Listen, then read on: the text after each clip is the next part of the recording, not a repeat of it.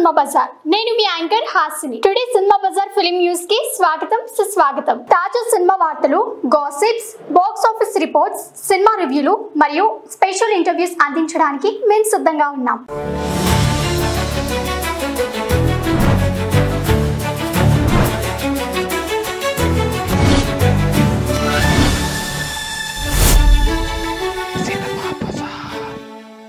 ఈ విషయం చాలా మందికి తెలియదు. మంచు విష్ణు కెరీర్ వెనుక ఉన్న అసలు ట్రైనింగ్, ప్రత్యేకించి లాస్ ఏంజల్స్లో స్టంట్ మ్యాన్గా చేసిన అనుభవం చాలా మందికి సర్ప్రైజ్గా అనిపించక మానదు.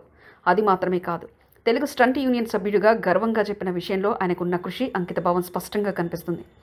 కన్నప్ప సినిమా విషయంలో చూస్తే విష్ణు తన చేతిలో యాక్షన్ సన్నివేశాలను డిజైన్ చేసి షో రన్నర్గా వ్యవహరిస్తుండడం వలన అది కేవలం నటుడిగా తీసుకున్న ప్రాజెక్టు కాదని, పూర్తి మదిలో ఆయనకి ఇది ఓ ఆధ్యాత్మిక ప్రాజెక్ట్ అని అర్థమవుతుంది.